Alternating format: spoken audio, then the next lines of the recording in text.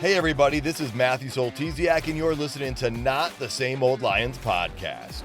Using my sportscasting background, I speak with a variety of guests and interview key players to gain more insight on what makes this team go. As the Detroit Lions enter a new gritty era, we'll look beyond just the kneecaps when it comes to the analysis. Welcome to another episode. In this episode, we take a look back at the Detroit Lions' Week 4 victory over the Green Bay Packers in Lambeau Field. We discuss the Lions' 34-20 victory. Yes, we'll touch on what went well, turning points in the game, concerns and takeaways, and any major storylines, including the Jameson Williams update. Let's get to it, Lions fans. Hey, this is Rob Rubik. Stay tuned for more great insight from This Is Not the Same Old Lions podcast. I'm joined today by James Cook, senior sports writer for the Traverse City Record Eagle. You can also hear him on the Get Around podcast. It drops on Mondays. Good to have you here, James. Good to be here as always. And good to have you back. And as we get into it, just a reminder to listeners, please hit the subscribe or like button. Regardless of your listening platform, it is helping us build momentum. Well, James, let's talk about what we liked in that game. You know, I did the instant reaction right after the game, but now we've had a few days to process everything and think about it. And I guess I'm just going to basically throw out the entire first half. Can we just take a moment and fully realize how great of an effort that defense gave? I mean, 3 first downs, and the first down for Green Bay came on a penalty. 21 total yards on 22 plays, 7 yards rushing, 4 sacks, an interception, a 27-3 lead.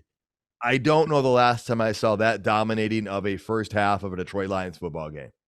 Yeah, it's been a long time. I mean, it was fun to watch.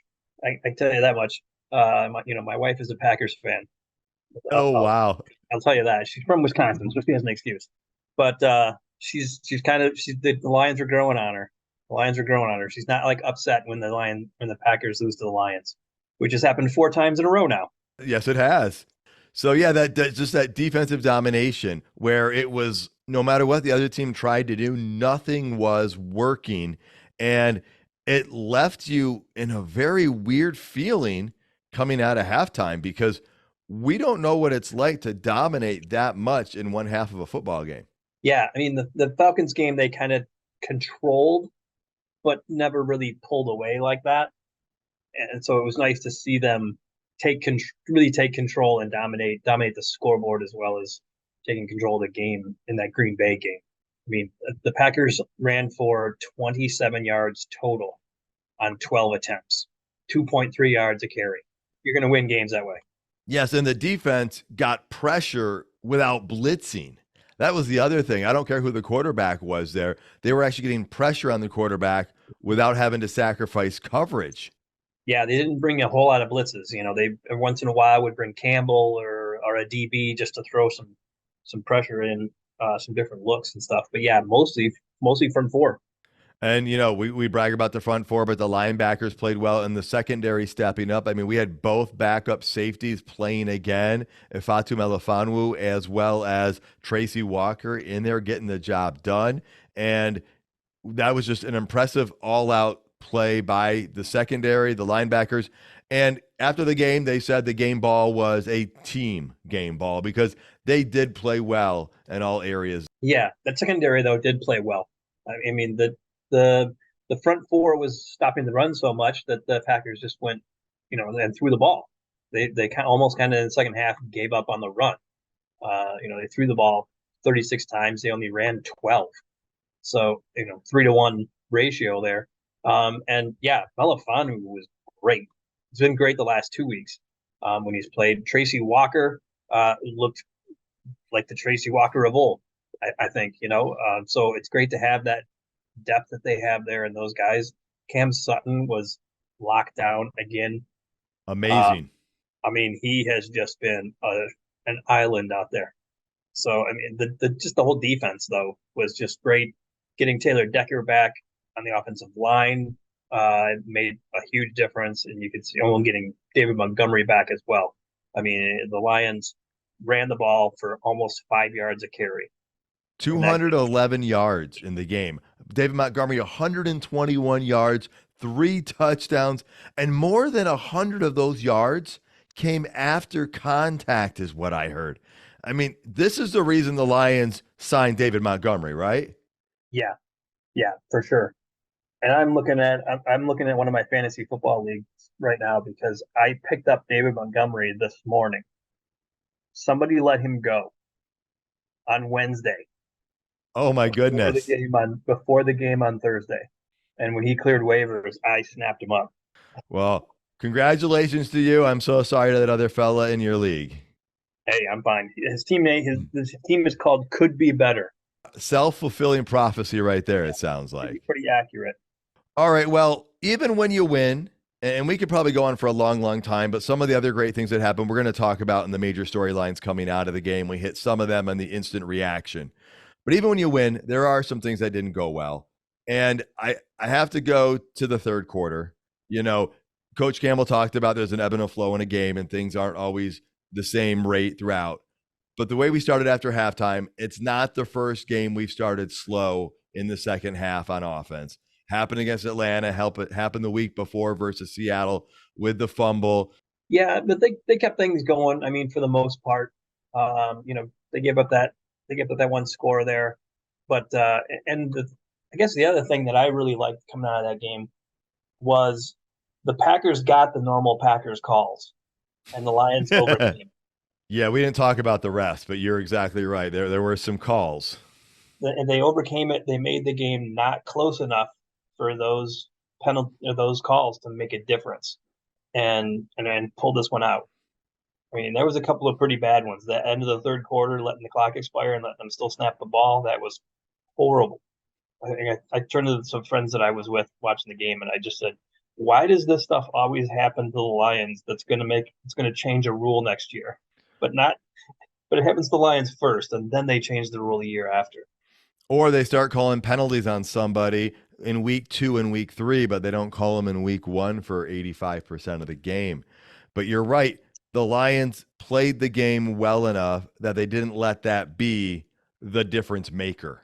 Let's go ahead and look at the turning points or pivotal moments then. You know, the first one I think came was right after that interception by Jared Goff.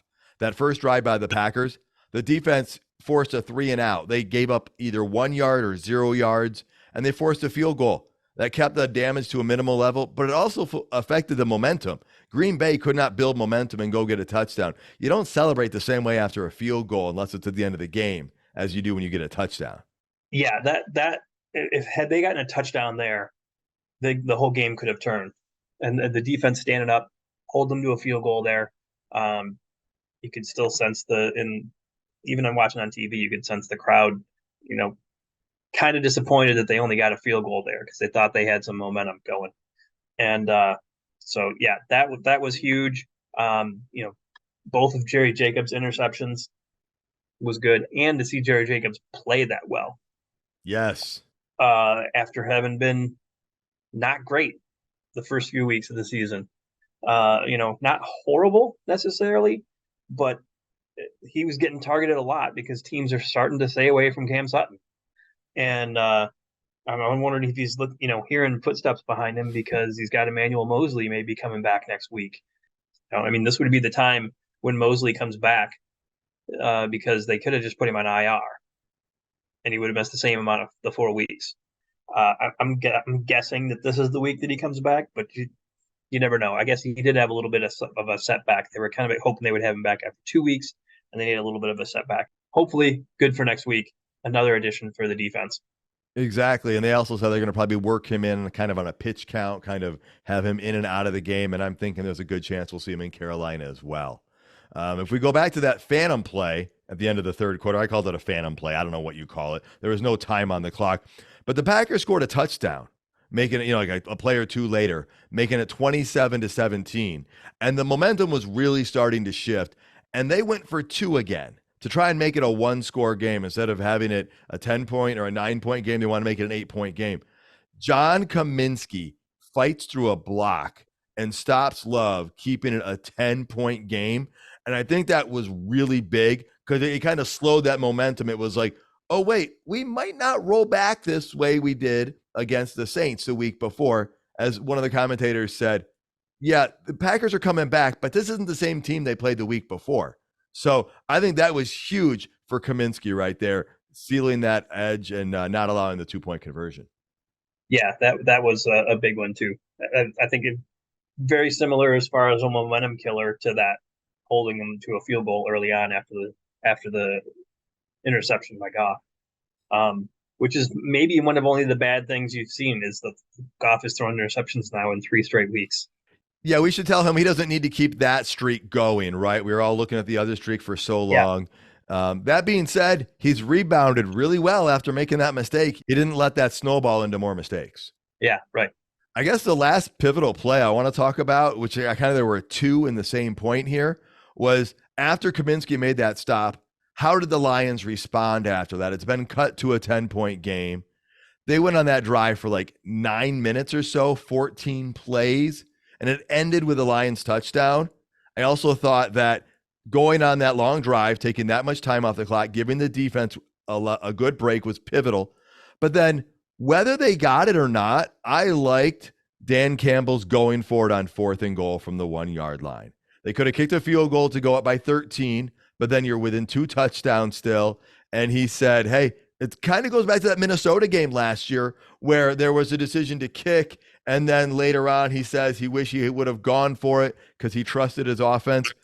I like the fact that he went for it. And obviously he got it. But even if he didn't go for it, I loved it because he was going for the win, not for the prevent defense. I'll call it that. We're going to do enough to, we're going to play safe. There's times to play safe. But I loved that, and we shouldn't be shocked by the aggressiveness, but I really like those plays. Yeah, and I mean, I don't even know if it was the safe play to kick the field goal. I mean, if you go for it and you don't get it, what's the bad thing? They get the ball on the 1-yard line, and you're looking at the potential, they still have to worry about time, so they can't really afford to run the ball. They're going to have to try to throw the ball out of their own end zone against a good pass rush. You get a safety, just as good as his field goal, and you get the ball back. Game over. Yeah, that's a great point, and I thought that probably factored into it. I like the play calling again. 2nd week in a row. I really like the play calling. So then let's move on from the turning points and the pivotal moments to the major storylines coming out of this. Let's start with the one that was blue and green, okay? You and I both went to Packers games last year. Kind of the bookends of the most successful part of the season. I was in Detroit when the Lions were 1-6, and that win against Green Bay with that crazy defensive effort was what started everything. And you were there at the very end. You took that trip to the other side of the lake. You were at Lambeau for the culmination. And I know people were surprised about the number of Lions fans that were there then. Briefly, talk about your experience, and from what you saw on TV, how did that compare? And what were your thoughts on that? There was a fair amount of Lions fans there last season. I was surprised. We were there in person. So, I estimated, I think that it was like 15% of the stadium was Lions fans, I think, or so. It looked like it was way more than that this time. If you went on to Packers message boards after the game, half of the talk was about how many Lions fans were at that game. And they were not happy with people who sold their tickets. And they were really going on about it's called the Gold Plan, which is a season ticket plan for people who had season tickets back when the Packers used to play games in Milwaukee. So it's older season ticket holders. And a lot of those people don't drive up from Milwaukee to go watch the games, but they still buy the ticket. They still buy the season ticket package because then they can turn around and sell the tickets for triple or quadruple their money. And so, like, a lot of Packers fans after the game are calling for the end of this gold package because they're like, these Milwaukee people are what are selling these tickets to the Lions fans. And they were just upset about it. The Packers had to release a statement about it. I saw that. And I mean, I was impressed and shocked how many people there were there. I mean, when they showed it in the stadium, I was blown away that there was that much Honolulu blue. Yeah, well, I mean, for a lot of the people that are in the UP in northern Michigan, it's not that long of a drive. I mean, it's true. For Traverse City, it's 6 or 7 hours, which is a long drive, but it's worth it. For sure. So let's talk on that Western UP area. Last fall, I was up there. My wife graduated from Michigan Tech, so we were up visiting the area. And I noticed it was on a Saturday or a Sunday morning. I think the Lions were playing the Cowboys that weekend, and there were a lot of people wearing Packers jerseys. And I heard people talking about different Packers players and stuff. And so, not shocked. I've known that there are a number of Packers fans in that area because they aren't that far from Wisconsin and or Green Bay. And so I'm just wondering, do you think we might get some people from the Western UP switching from Packers to Lions fans with the change that we're starting to see throughout the team? I sure hope so. I think so. I mean, when I was right out of college, my first job in newspapers was, at least professionally, not in college stuff, was at the Sault Ste. Marie paper. And we had to run an even amount of Lions and Packers coverage. Really? That was the guideline that was given to us by the editor. So we had to have both in the paper, which I was like, what? That's weird. And then I figured it out. I mean, I'm like 22 years old or whatever. But so I figured it out. But yeah, the UP does have a good number of Packers fans. Maybe that changes. That would be awesome to see some more Lions coming out. My brother, who lives in the Grand Rapids area, was shopping at Meijer, and he goes, I can't believe there's so many Lions fans. He's like just seeing it everywhere. And I guess I'm going to say I can't wait to see what Soldier Field looks like in Chicago when we play down there. I want to see, there's people on the west side, southwest side of the state. That's not that far away for a lot of them. I would love to see a large Lions fan contingency travel for that game. Yeah, when is that game? Maybe we could go to that one. That is in November, or no, I believe it's early December. I think it might be like December 10th. I'm doing this completely off memory right now. So yeah, it is the only bad weather game that they have the second half of the season. Potentially bad weather.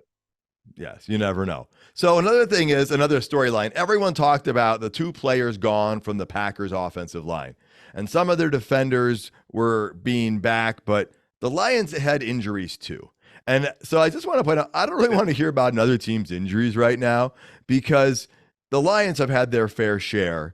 And I want to point out that it tells you something about the depth we have on this team. I mean, our both starting safeties were out, and we already talked about how great the safety play was. We talked about how incredible Taylor Decker played throughout his injuries and David Montgomery coming back. So I just want to point that out. You keep hearing about this from other teams. Like, Kansas City didn't have this player. The Packers didn't have these guys. The Lions have been without players, too. You just don't always hear people talking about it. Mm-hmm. Yeah, and Vaitai, too. I mean, starting guard, so they've had to move things all around there. Yeah, Josh Paschal, the defensive line. I mean, that's a key rotational guy. Lions have had plenty of injuries this season. So another storyline coming out, and I don't know if this is others are talking about this, but I believe we have to, is that the Atlanta game was not a fluke. And I think that's important to know because our defense showed they could do it 2 weeks in a row, and that's a game changer because we talked about it before the season started, right? I said, and I think you agreed, there isn't a game the Lions can't win this year. You didn't look at anything on the schedule and say it's not possible. I mean, we also thought that, hey, it was going to be tough and there will probably be some they will lose, but we didn't put them in the category of they can't win. But after week 2, even though we had that win against Kansas City, a lot of people still weren't sure what to make of that Lions squad after that Seattle game. Well, the way the teams played the last 2 weeks, they sure look a lot like that team everybody fell in love with last year, and there's still room for improvement. Yeah, I think so. I think that's a thing. I mean, if you go back to fantasy football, I've seen the Lions defense getting picked up quite a bit in the last week or a few days after, like you said, back-to-back really good defensive performances.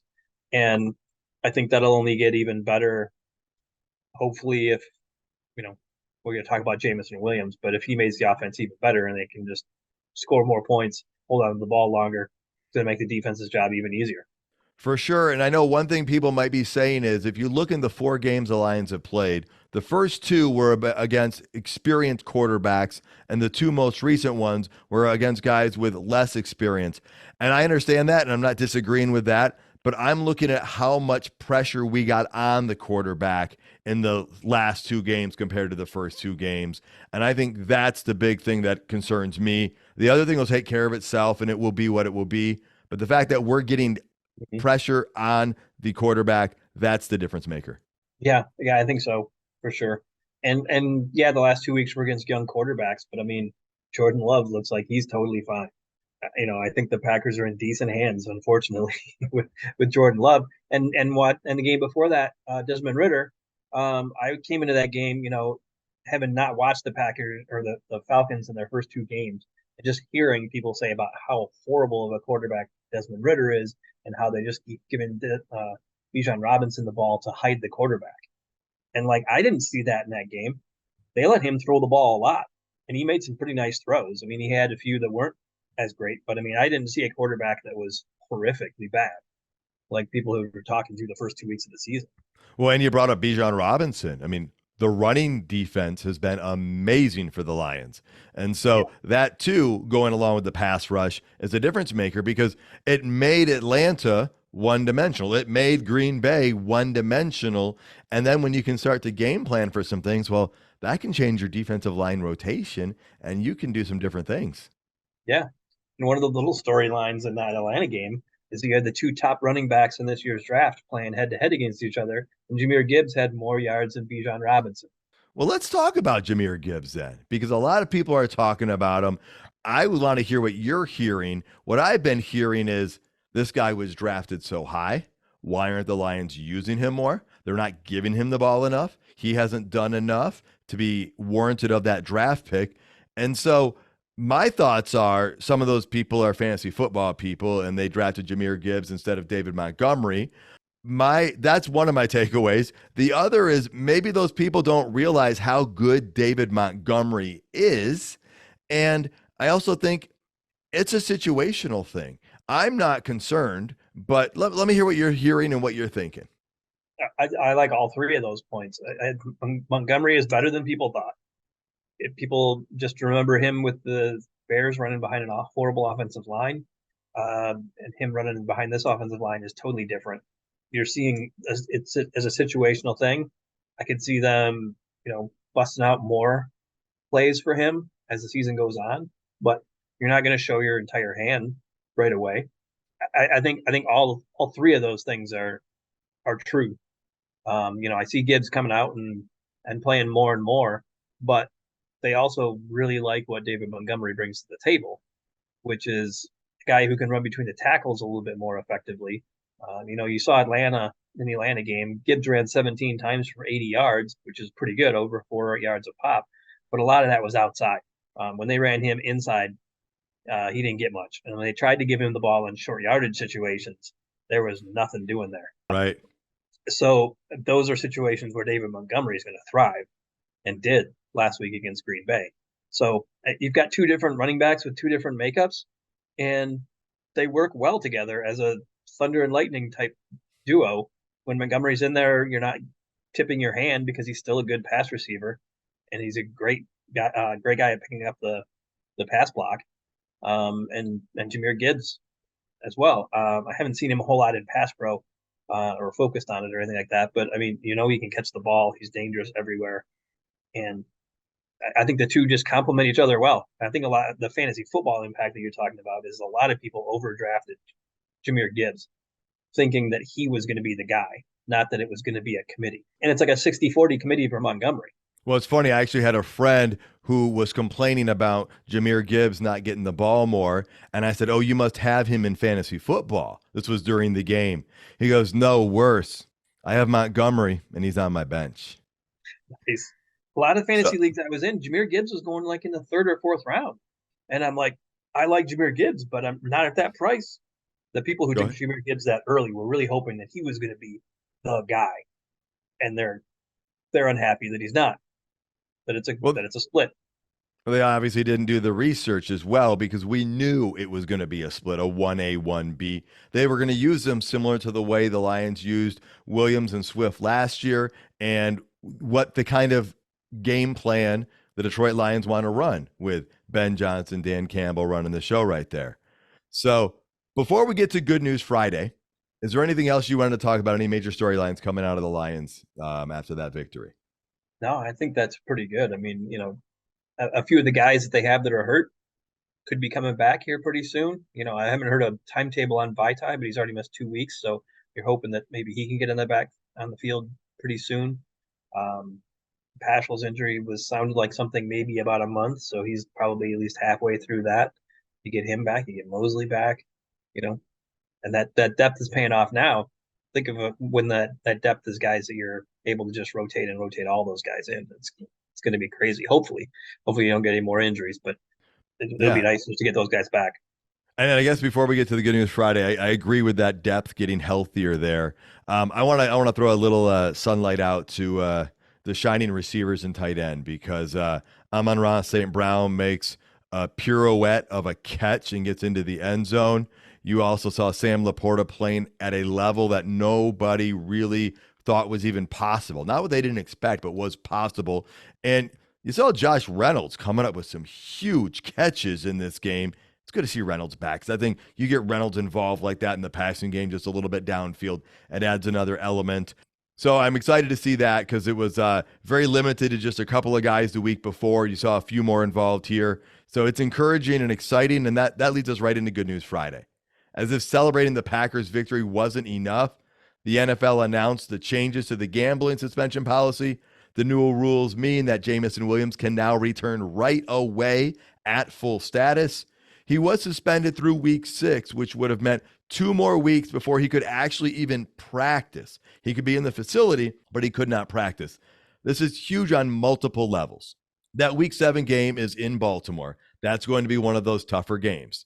This means he gets 2 more weeks of practicing before they go to Baltimore. He should be more in step with things once the game hits. So I'm thinking this just was one extra thing. As if celebrating the victory over the Packers was not enough for Lions fans, they got a little extra.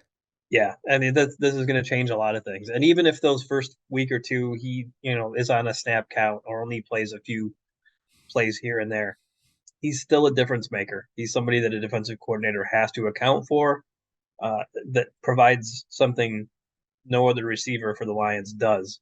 So that's going to help everybody else on the offense. It's getting him for 2 more games could really change things around. And when I saw that, my eyes opened up and I was just like, whoa.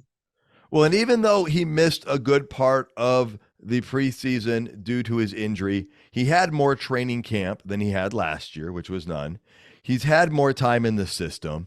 And so let's talk about what the Lions need Jameson Williams to be this year. I mean, there are some people who think he's already a Pro Bowler, and there are some people who think he's already a bust. And I think you and I have kind of said, let's wait and see, because there's not enough on this guy to know where he is and what he's going to be. So let me ask you, what do we need to see from him this year? Well, I mean, he's your deep threat, and a team that doesn't have any deep threat. And look how well the offense has done without having that, which is big. I mean, when a team can just bring its safeties down, and or play a closer zone because they're like, you're not going to throw the ball more than 20 yards in the air because you don't have a deep play threat. When now they have to, that changes everything that a defense does, and that's going to open things up. In the seam area for St. Brown, for Laporta, who both of those guys have already been great. It could even though it'll take some snaps away from them, could even help for Reynolds and Khalif Raymond. And just in that, what coverage are they going to get? I also think it's going to help the running game because it pulls people further away from the line of scrimmage. The linebackers might not be creeping up quite as much. I mean, if you look kind of what's going on with the Eagles, and everyone's looking at Swift's numbers right now, well, he's gotten a ton of yards before contact. Well, who are the wide receivers on that Philadelphia team? And so that also affects how defenses can play. True. And one thing that I think we were surprised about last season when we did see Jameson Williams play is that he is a good blocker downfield. Very good, yes. That was something I didn't expect to see from him as a rookie, and I was pleasantly surprised just to see that. So, it will help the running game as well as just opening up the field. And you got to remember here too, He's a second-year receiver, but a second-year receiver who played a handful of games last year. We don't need him to be at that Pro Bowl form that you hope he will be at 2-3 years from now. We just need him to be a contributor that can force defenses how they're going to play us to change and give us a few shots downfield every game. Plus, you talked about that physical attribute that he brings that on the run blocking is going to even be a key. Mm-hmm. Yeah, I think he's going to be David Montgomery's best friend, or Jahmyr Gibbs, of course. But the Lions love to run the ball. They're going to pound the ball with Montgomery, but the other team is going to have to be like, okay, they're going to keep pounding the ball. We can't bring up another safety up against. We can't bring another safety into the box now like we could in the first 4 weeks of the season, because we have to respect this dude's speed, because he can take the top off the defense at any time. Now, I'm not going to I don't like comparing to other people, but we don't need him to be Tyreek Hill. We don't need him to be that good, and few people are. That's why Tyreek Hill is who he is. But if he could be as good as somebody like Ted Ginn, and that's still quite a compliment because Ted Ginn definitely had some success in the NFL. If he can be that good this year, that changes everything. Mm-hmm. Yeah, just that deep threat that they want. I mean, you saw when the Lions, when they first had this new regime, one of the first players they went out and signed in free agency was Tyrell Williams, who is a deep threat. All he does. He's not a short yardage route runner type of guy. He's a deep threat. First game of his Lions career, he gets a bad concussion, and I don't think ever played again the rest of the season. They let him go after the year and everything. But he was like the first guy they went for in free agency. They want that in that offense, that at least to have that respectability there, that the opposing defense can't just sell out against the run, because the Lions are going to run the ball a lot. Yes, they are. And that deep threat will help open it up. And we know that Jameson Williams will block well as well. Heck, Jared Goff even threw an amazing block this past week that helped with the running game. That was impressive. That was great. I noticed that during the game, and when they were showing the replay, I was like, everybody in the room, watch Jared Goff in this play. When he just backed on that guy, that was a defensive end, I think, and yeah, that was pretty funny. Well, James, it's time for us to get out of here. Do you have any final thoughts before we wrap things up? I don't know. The Carolina Panthers better be prepared. I mean, the Lions, I'm hoping, are going to want some revenge for that total dog poop game that they played last year in Carolina, and to take a little bit back out of that, and just to get some revenge on that. Hoping it's the third week in a row of defensive dominance and a good offense. I'm sure Coach Campbell's going to get them ready for that, and he will have a lot to talk about using last year as motivation for sure. We'll get more into that in the preview coming up later in the week. James, thanks again for joining the show. Love breaking down Detroit Lions stuff with you.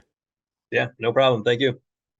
And folks, remember, you can catch all of James Cook's work at recordeagle.com, and his podcast, The Get Around, drops on Mondays. Go ahead and check that out as well. Thank you so much for tuning in, folks. You can find all the episodes at notthesameoldlions.com. If you have a question about the Lions you'd like answered on the show, email me, Matthew at notthesameoldlions.com. If you're listening on YouTube, please hit the like button. While you're at it, tell your friends about the show, and please subscribe regardless of your listening platform. Until next time, stay gritty, my friends.